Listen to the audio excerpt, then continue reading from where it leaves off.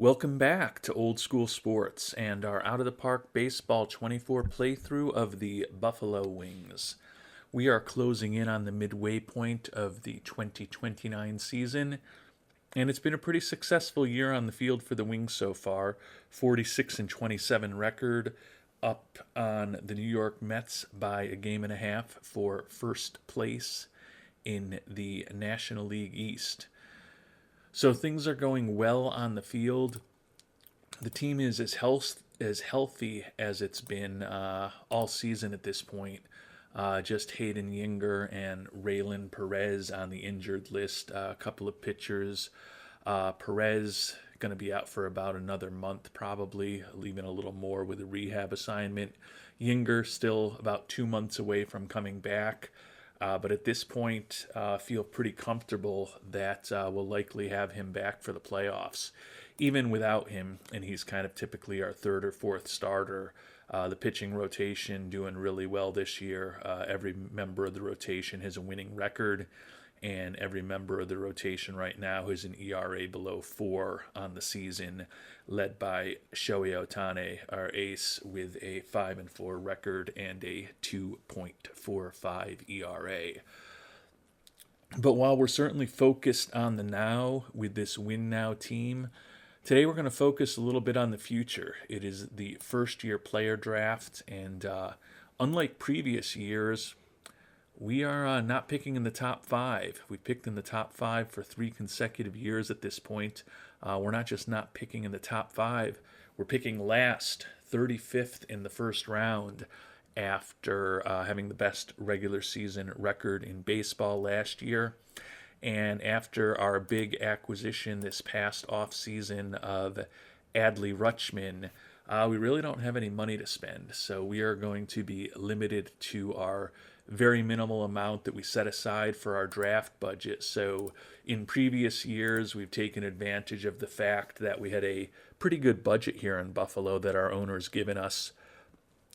And we didn't necessarily have a lot of big-time players signed at the major league level to pick some guys who were looking for crazy money who had dropped to the second, third, fourth, fifth, sixth rounds because of the crazy money that they were looking for. And unfortunately, that will not be a lever available to us this year. We'll hopefully be able to get somebody interesting. It does seem like it is a fairly deep draft, as we talked about at the end of our last episode. There's 6 pitchers who our scout sees as 5-star potential players, and I think it was around 17 position players that our scout sees as 5-star potential players. So it's conceivable there could be someone with borderline off the scale potential available for us at pick number 35. The hope at a broad level is that it's going to be someone who's looking for 2.2 million or 2.6 million or $800,000 rather than a prospect who's looking for 11 million or 10 million or 13.5 million, because clearly we will not be able to pick any of those players, and some of them are probably the top prospects most likely to fall to us at number 35. And we've simmed ahead to our 35th pick in the draft, and I'm going to have to do some more digging before I make the pick. But shockingly, a player that I had talked about as one of my favorite players in the draft is available. You can see we've got 4 5-star potential pitchers left and 1 5-star potential pitcher, a reliever. So we'll go through the 4 guys that aren't. The guy that I'm absolutely shocked is here first, and you can see the demands of all of these guys are pretty reasonable, slot or below. So I think I'm going to have an interesting choice to make here. Right fielder Juan Medina, high school player. Looks like he could have a pretty interesting bat. The gap power of 80 is, or potentially 80, is obviously attractive. Middling speed, so he's not going to make the most of it, but still could have well above average contact and home run power, in addition to exceptional gap power and an average eye in avoiding strikeouts if he completely develops. Looks like he's got the ability to play multiple positions in the outfield. So definitely an interesting prospect. Relief pitcher Jeremy Grimes. Uh, Love the loyalty, adaptability, and work ethic. Looks like his stuff, movement, and control could all be excellent. His fastball and his splitter are almost major league quality as an 18-year-old who's already throwing in the mid 90s. So certainly looks like a very interesting prospect. I can't see us taking him in the first round, though.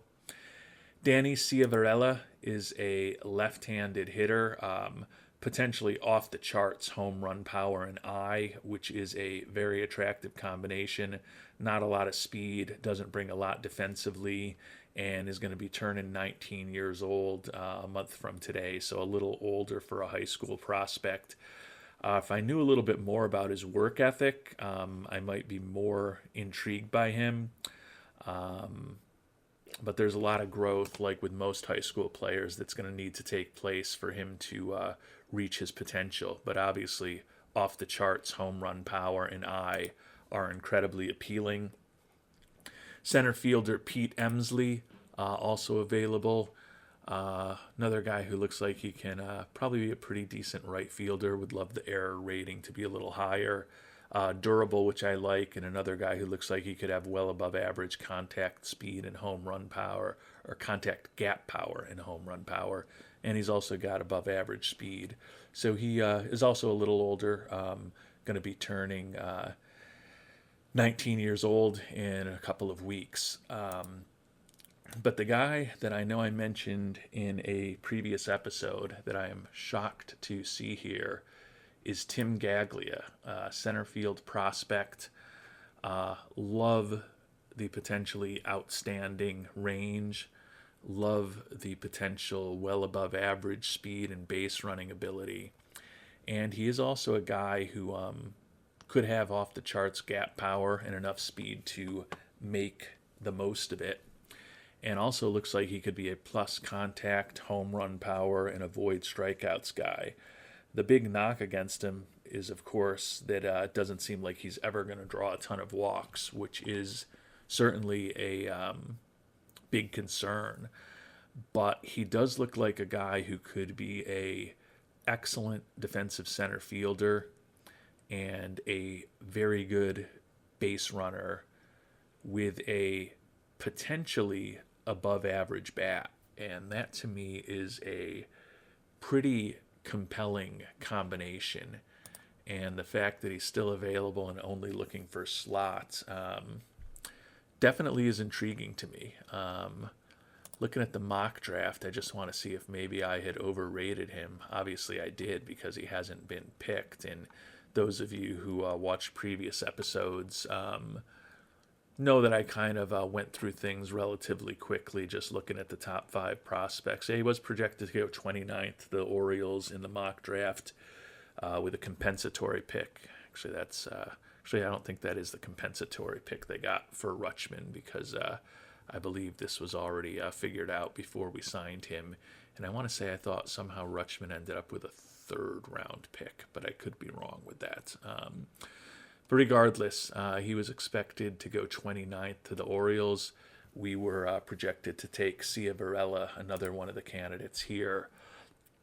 So I am going to do a little more digging, or potentially a lot more digging online before, or offline, before making a decision. But Gaglia is definitely intriguing to me. I love to build a good defense, and that 75 outfield range is almost as good as it gets for a potential center fielder, with above average error and arm ratings. Can potentially be a dynamic center fielder, potentially a good threat on the base paths, and as I said, potentially a plus bat. I don't love that he's not going to draw a lot of walks. We've obviously got Deshaun Seifu on the team right now, who's an exceptional player with even greater speed, whose biggest knock is that he doesn't draw any walks. But again, for a center fielder, if he can come close to reaching 90% of what we think he can be as a hitter, he's a pretty valuable player.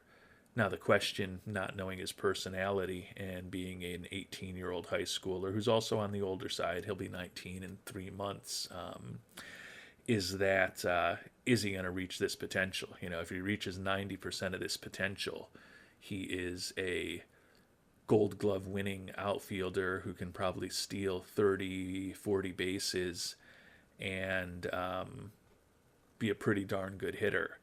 If he only reaches 50% of his potential, he's a fifth outfielder with a nice glove. So, and if he only reaches 25% of his potential, he's a career minor leaguer. Obviously, there's a lot of ways a high school player can go, and certainly most of them end up with the latter of those three scenarios that I outlined and never really doing much of anything at the major league level. But I'm definitely intrigued by him, but certainly want to spend a little more time before making a decision here.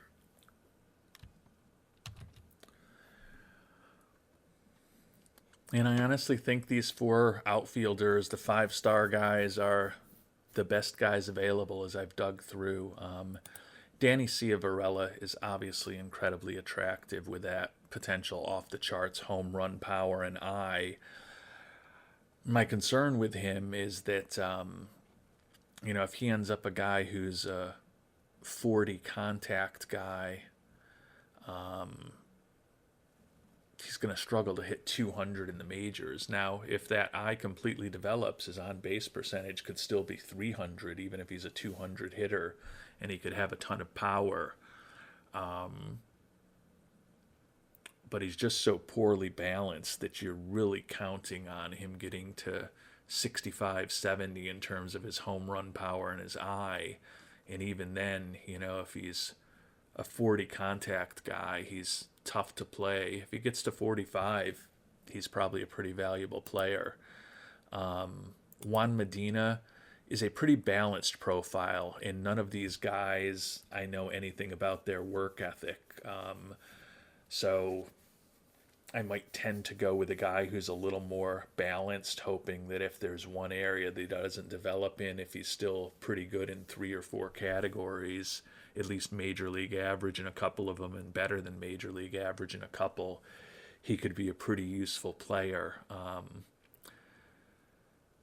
But his speed is mediocre. His outfield ability is not exceptional. So it really comes down to the two center fielders for me. Pete Emsley, I like a little more the more I think about him. I like that he's durable. I like that similar to Medina, Emsley's got a pretty balanced batting profile. If he completely develops, he's average or well above average in every category. But when it comes down to it, I'm still most intrigued by Gaglia. He could be above average or well above average in 4 of the 5 batting ratings. As I've talked about, that lack of an ability to draw walks with that poor eye is not optimal, to use a phrase I use often.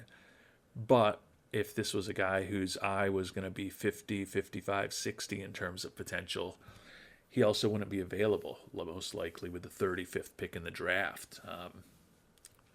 I think there's a lot of value in him defensively.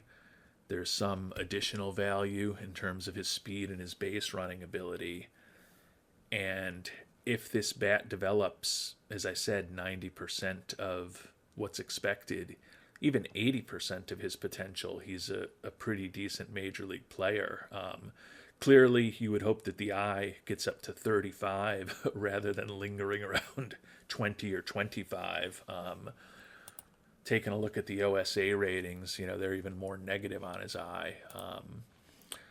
But we've also got good coaching in our system, and maybe there's a little more potential there to unlock some abilities that our scouts aren't seeing. We've got a lot of guys on our coaching staff throughout the minors that are good with mechanics. I think he's the pick. He's looking for more than any of these other guys because he's looking for slot, and I believe our slot is around $3 million where we're picking. So we're going to use a big chunk of the money that we have available to bring him on board. But he was a guy that kind of just stood out to me when I first looked at this draft a couple of episodes ago. Never thought that he would be available with the 35th pick in the draft. And I hear some of you yelling he's not a perfect prospect and he's got about the worst eye that you could ever expect to see of somebody who could be a major leaguer. And I get it. It's conceivable that this guy could have 600 at bats in a season and walk 17 times or something dismal like that. In which case, it's definitely going to hurt his value. But if that contact, gap power, and home run power develop as they could, he's still a guy who could be a 280, 290 hitter in a best case scenario.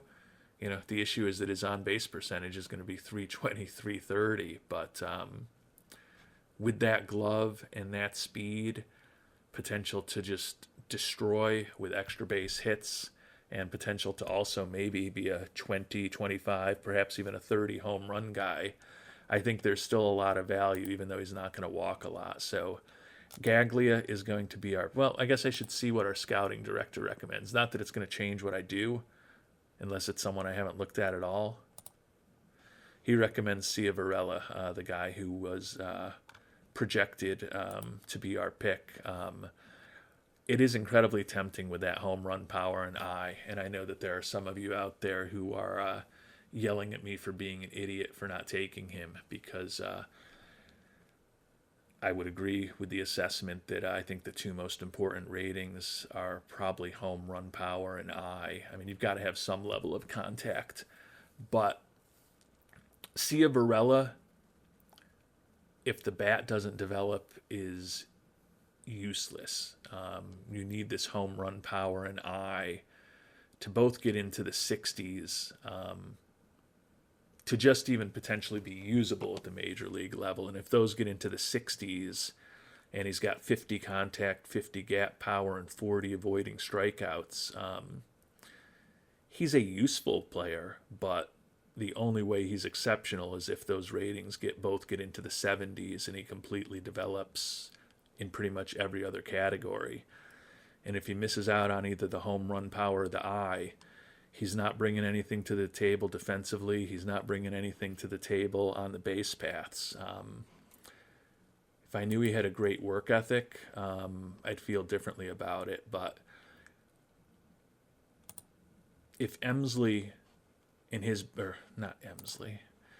if Cia Varela in his bat only develop 60% of his potential upside, he's basically a useless player at the major league level. Whereas if Gaglia develops 60% of his upside, he's at the very least a great bench player. And honestly, if he develops at 60% of his potential, that puts him 50 contact, 45 home run power ish.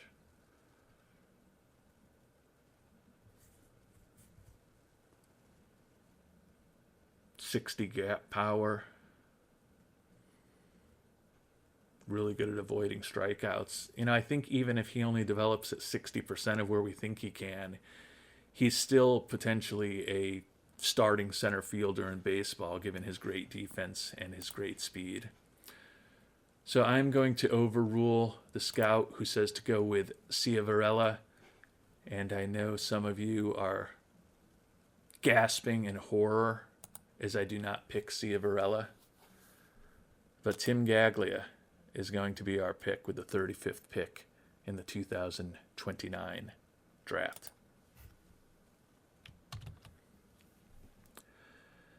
And I'm going to say I'm a little shocked here with the 38th pick in the second round that two of those five-star potential players are still available. Not shocked that the reliever Jeremy Grimes still is, but the right fielder Juan Medina is, and he's going to be hard to say no to here.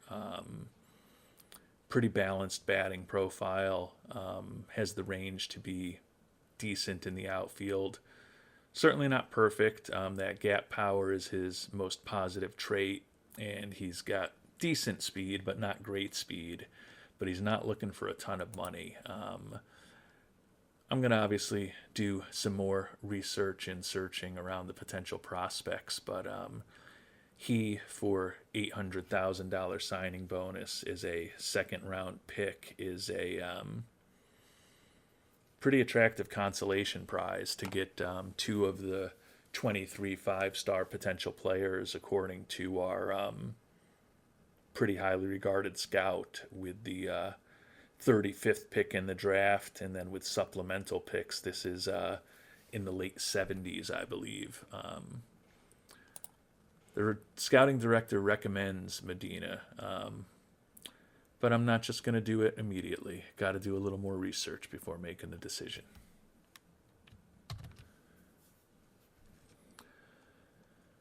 And I think we are going to go after Juan Funky Cole Medina. If he fully develops, he's got a pretty darn interesting bat. I think he's pretty good value for a second round player.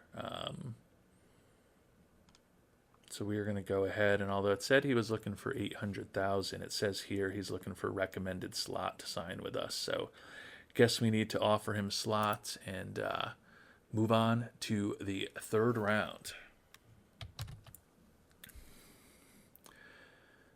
And with our third round pick, I think I probably need to try to save some money. The two cheapest demand, high profile players out there are starting pitching prospect Juan Leyva. Don't like that he's fragile, and I hate the low work ethic and dislike the low intelligence, and don't love the low adaptability. So I'm leaning towards Sergio Rivas, who's completely the opposite. Well, not completely the opposite, but high loyalty and work ethic, low greed, good personality, and as a left-handed hitter, if he comes close to developing this batting profile, which with the good work ethic, maybe he will, he'd be a pretty useful guy against right-handed pitching.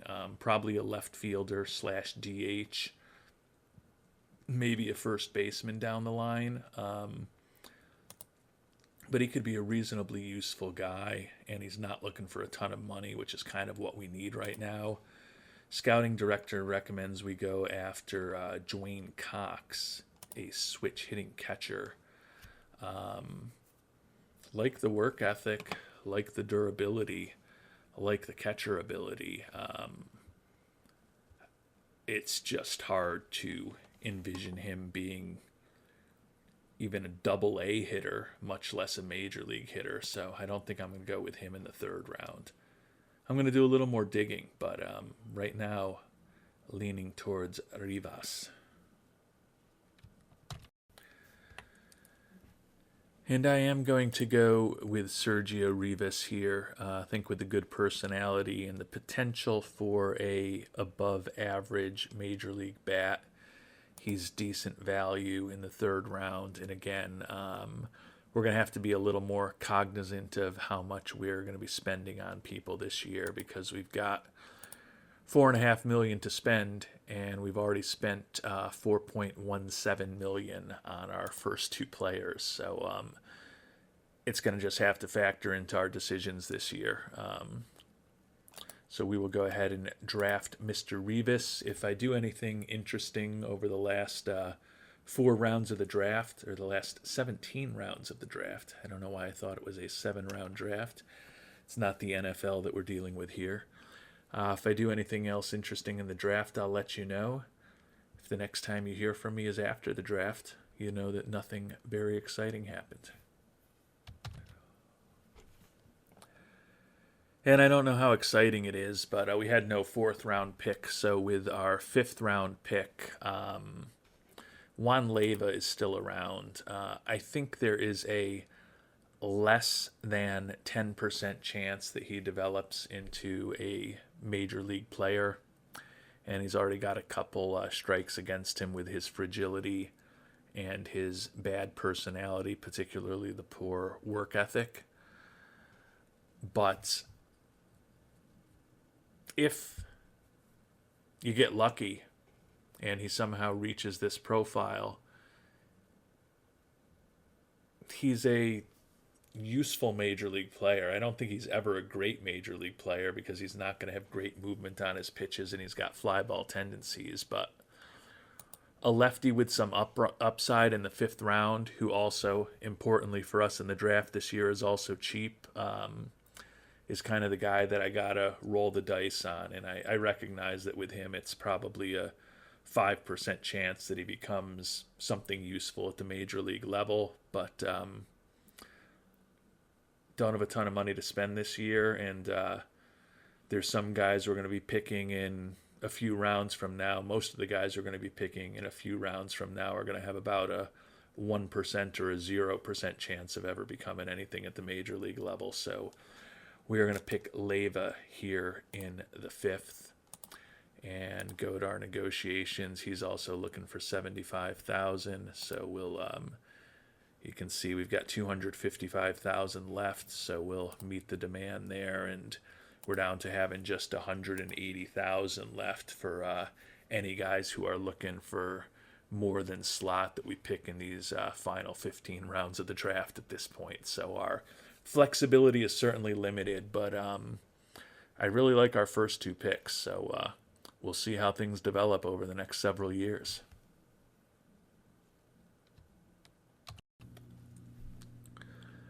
So the draft is over. We didn't do anything real exotic. Only have to pay above slot or negotiate with the four guys that we picked in the top 5 rounds. And we were actually missing a third round pick, not a fourth round pick. So the fact that Rivas was around in the fourth round makes me feel even better about getting him in the fourth rather than in the third. I'm sure some of you noticed that, but we're going to spend a little less than the $4.5 million that we had budgeted. So if we get all 4 of these guys signed,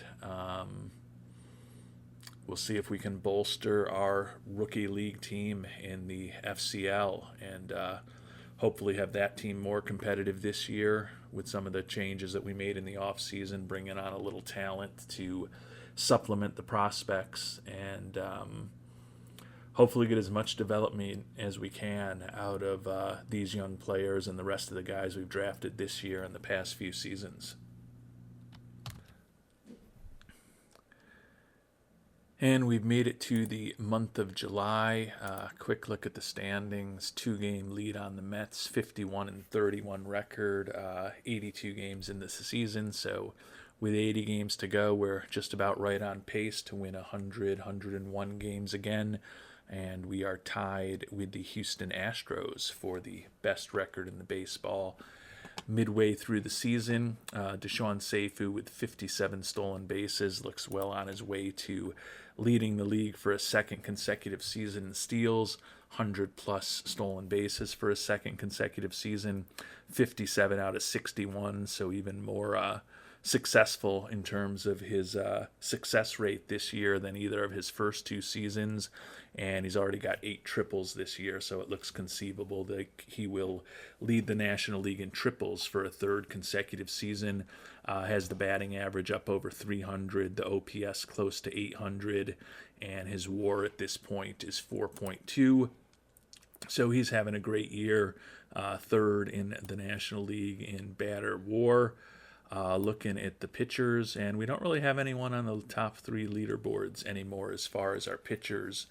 But when we do turn to the team statistics, pitching still doing pretty darn good. First in the National League in runs allowed, and you can see we are first in almost every pitching category. The worst we are in any pitching category is 5th. Our defense is excellent. And right now we're top third of the league in most batting categories as well. 5th in the National League in runs scored. The area where we're really the outlier is strikeouts, 15th in the National League. We just don't avoid striking out all that well, although Rutschman has certainly helped us improve to third in the National League in walks drawn this year, which is a big step in the right direction. And obviously, driven primarily by Seifu, we are leading the National League in steals. 17-10 record for the month of June. So midway through the season, and everything's kind of going according to plan at this point for the Buffalo Wings. And things went really well yesterday on July 1st. Sean Sullivan, the young left-handed starter, gets a no-hitter in a 3-0 victory against the Montreal Expos. Sullivan, who's only in the starting rotation at this point because of the injury that I talked about earlier to Hayden Yinger, having a really nice year for us. 5-1 with a 3.19 ERA, striking out about a batter per inning. He's had an interesting career with us at the major leagues. The first year that Buffalo was in the majors, he went 11-11 with a 3.66 ERA, and we kind of hoped he was going to be an important part of our future. He was still a full-time starter our second season, but 7-15, 5.85 ERA. Last year split the year between AAA and the majors, kind of an in-between year for him with a 4-5 record, 4.84 ERA. And this year, he's the best that he's ever been. Although the Sierra of 3.42 is actually a little worse than a year ago, but his 1.32 ERA plus and his 92 FIP minus are the two best figures of his career. So certainly he's going to move to the bullpen, almost certainly, when Yinger comes back. But he's doing a very representative job for us. The issue is that so is all of the other starters on our team, except it does look like Ohtani's record has actually dipped below 500 with a couple bad starts since the last time we checked in on him. But certainly not going to be taking Ohtani, Bieber, or Painter out of the rotation. And Kim has done a great job as our 4 and 5 starter this year as well. So probably we'll be moving Sullivan back to the bullpen at some point. But right now we're still a week out from Perez beginning a rehab assignment and still 6 weeks away from Hayden even beginning a rehab assignment. So should be a lot more starts for Sullivan over the next couple of months. Probably won't be as good as the one he had yesterday, though. And somehow, despite the great season we're having on the field, our fan interest has started to deteriorate, as it tends to do. We do have some good news in that Raylan Perez is ready to begin his rehab assignment, so we are going to send him to AAA and give him a while to see what he can do there. Certainly think we'll be bringing him to the major league team at some point. He is a proven major leaguer in Buffalo at this point, in an important right-handed arm for our bullpen. I don't think he was fragile before that last injury, though, so that's a little bit disappointing, but to be expected when you're having a lot of injuries as a pitcher. And we're also heading into the All-Star break, so let's find out who, if anyone, from the Buffalo Wings is an all-star, and we know we'll have at least one. We'll probably have a lot more than that. I think we may be tied for first with the Mets now. They took 2 out of 3 in a series with us. No, we're back up 1 ahead of them, but and we are now actually behind the Astros for the best record in baseball by a game, it looks like. And the Reds are also threatening with over 50 wins as well, but it's kind of crazy. Although we've had a really great season, there's 4 teams separated by 5 games in the NL East. The Mets have been battling with us the whole season, but Montreal and Washington are also lurking not too far behind.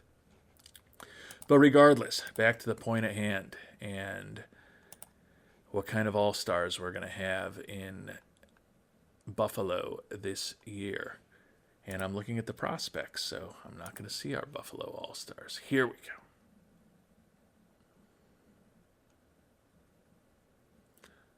Only one pitcher off of the excellent Buffalo pitching staff named an All-Star. That's definitely a bit of a disappointment. Our closer, Andres Munoz, who we signed to that deal last year, 0-2 record, 13 saves, 26 strikeouts. He's only pitched 17 and two-thirds innings, though. Probably going to have to change the settings to get him a little more action. I definitely will do that. Start using him in the eighth inning to just ensure that hopefully we get a little more action from the most talented reliever on our team. We've got two catchers that are all-stars. Samuel Basallo is listed as a catcher, but he's really a DH. He still has not played in the field in his major league career, but last year's National League Rookie of the Year already has 17 homers and 21 doubles this year, with 62 runs batted in through 89 games. Batting average has dipped to 237, but still a pretty productive bat. And not surprisingly, Adley Rutschman is all-star as well. First season for us in Buffalo. Spent some time on the IL, but he's been very productive, hitting 296, 13 doubles, 11 homers, driven in 41, walked 36 times, OPS of 927, and he's got OPS plus and WRC plus right in that 150 area, which is where he's been for the last couple seasons. So a 3.3 WAR for him. In addition to his good bat, I think he's a contributing part of the excellent pitching that we've had thus far through the season. Deshaun Seifu, named an all-star for the second time, won a gold glove last year. We've talked about him a lot already in this episode. Up to 60 steals now in 64 attempts, 9 triples on the year, batting average over 300, and a 4.6 WAR on the season for Mr. Seifu, the former number 1 overall pick from about 3 years ago. Any other all-stars? I was thinking Vance Honeycutt would be the other guy who could make the team potentially, and it looks like he is our final all-star. First all-star award for Vance Honeycutt, which is nice to see. 302 hitter this year, 16 doubles, 12 home runs, 52 ribbies, OPS in the mid-800s, OPS plus and WRC pluses in the low 130s, 3.5 WAR. Honeycutt is definitely an underrated part of our team. He was an 8th-round draft pick in 2024 out of North Carolina. Just a guy who's developed really well, has some excellent instincts on the base paths, 22 for 23 stealing this year. So between him and Seifu, they account for the vast majority of our stolen bases, and they're also both incredibly efficient at it. Honeycutt is not a perfect defensive center fielder, no doubt about it. Would love to have someone with another 5 or 10 or, in a perfect world, 20 points of range out there in center field for us. But he's playing a competent center field for us, at least last year. And this year, with his zone rating and defensive efficiency, he's kind of where an average defensive center fielder would be. So there are better than him, there are worse than him, but with that bat, he's a pretty valuable player. So Honeycutt, Seifu, Rutschman, Basallo, and Andres Munoz are the 5 all-stars for the Buffalo Wings in this 2029 season. And we made it to the middle of July, and for the first time in a long time, our Wings are not in first place. We are a game behind the Mets. They are 7-3 over their last 10. We are just 4-6. So we don't have a ton of flexibility to make changes as we get closer to the trade deadline. You can see we really don't have any money to take on contracts. So that's going to definitely hamper our flexibility, but we are going to give some thought as to what areas of this team we might like to try to improve via trade. We are certainly in win now mode. We're certainly in good shape to at least make the playoffs, up 5 on the final wild card spot in the National League. But obviously, we'd prefer to be in a situation like we were last year when we not just won the NL East, but also had the best record in baseball. So we had home field advantage for as long as we were alive. Ended up just being to the NLCS rather than the World Series, but we did win a round of the playoffs and get this team a little bit of postseason experience. Clearly, it would be a easier potential path if we're able to hold off the Mets and Expos and Nationals. I guess more accurately, hold off the Expos and Nationals and pass the Mets to win the NL East. So I don't feel like there's any glaring holes on our team, but we'll spend some time kind of taking a look at the roster at the beginning of our next episode and then putting a plan together over these last couple weeks of the month of July. Is there anyone we can bring on board to help us? Our team's willing to eat a lot of salary from a guy who could help us since we don't have a lot of options, and how much in the way of prospects or major league caliber talent are we going to need to give up to bring a potential difference maker on board. So a lot of interesting decisions potentially going forward. As we stop here more than midway through the 2029 season, you can see Basallo is now third in ribbies. Seifu obviously still leading the league in steals, still third in the league in batter war. And Ohtani, despite the struggles he had in a couple starts in a row, is now tied for the National League lead in pitcher war. So he has given us a lot of innings, 124 and 2/3 at this point, with 146 strikeouts and just 22 walks. So his SIERA is 2.32. His whip is the lowest it's ever been for us. Looks like he's gotten a little bit unlucky with a BABIP of 317. His quality start percentage is over 71% of his starts. ERA plus and FIP minus both outstanding. So although the record is 6-7, he has been a pretty effective pitcher for us, and hopefully will be rewarded with some W's for his record over the next 2.5 months or so, because W's for Ohtani mean W's for Buffalo, and we're going to need as many of them as possible to get past the Mets and claim a second consecutive NL East title.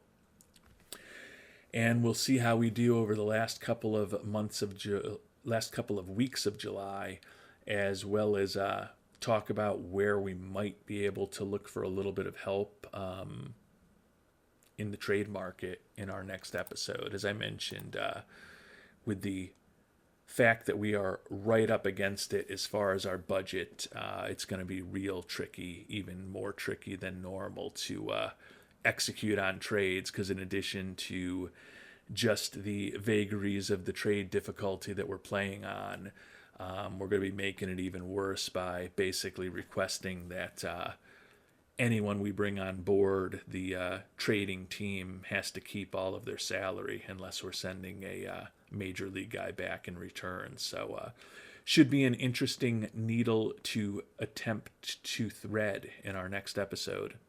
And we'll find out if we're able to thread that needle and bring on some talent that can help us win this year next time around. Until then, thanks so much for watching, and hope you have a great day.